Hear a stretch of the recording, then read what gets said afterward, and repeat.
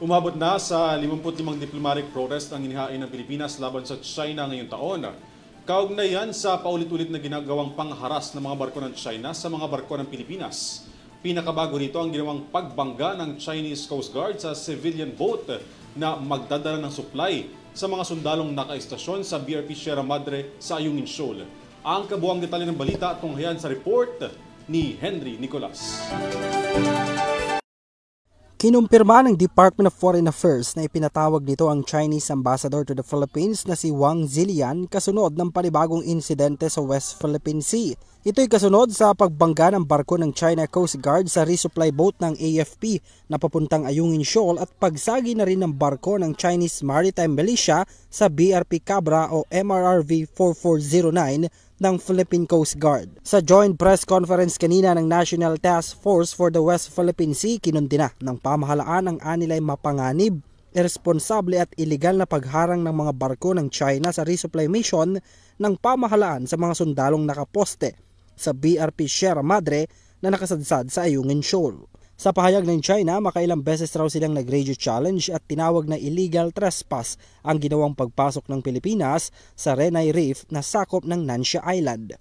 Git naman ni DFA spokesperson Teresita Daza, atin ang Ayungin Shoal at walang karapatan ang China na angkinin ang naturang teritoryo base na rin sa 2016 arbitral ruling. Sa datos ng DFA, nasa 55 diplomatic protest na nitong taon ang kanilang naihain sa China. Mandate of protecting and upholding the country's legal maritime entitlements remains firm. Ayungin Shoal is part of our exclusive economic zone and continental shelf, and we have sovereign rights and jurisdiction over it. Therefore, as we did in the past, we intend to clearly convey our position that we have every right under UNCLOS to carry out our legitimate activities in our maritime zones and that we do not accept any form of interference. China, as a major power, bears a heavier responsibility of contributing to peace and stability in the region. Ayon naman sa tagapagsalita ng Coast Guard sa West Philippine Sea, hindi na nila nagawang maprotektahan ng Unayzamay 2 na siyang nabangga ng CCG vessel dahil naipit sila at natrap ng Chinese Maritime Militia at CCG vessels. Binigyang diin ni Commodore J. Tariela na hindi ang Unayzamay 2 ang humarang sa direksyon na binabagtas ng China. Una sa lahat, let me first clarify.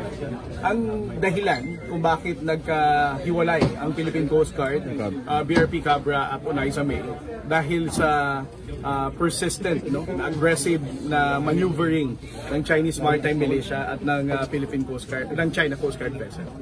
As to the narrative ng China na tayo talaga yung intentional na humarang sa daanan ng China Coast Guard.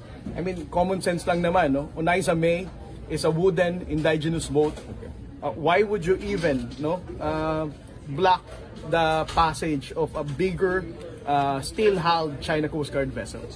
Kaugnay nito, muli namang binuhay ng China ang pahayag nito kung saan nangako raw noon ang Pilipinas na aalisin ng BRP Sierra Madre sa Ayungin Shoal. Bagay naman na pinabulaanan ng DFA.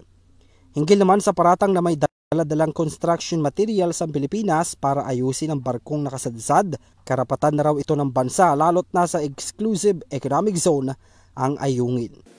And it is within our rights to repair it, to make sure that it is habitable for our troops that are manning there to be safe and to at least have a good night's sleep.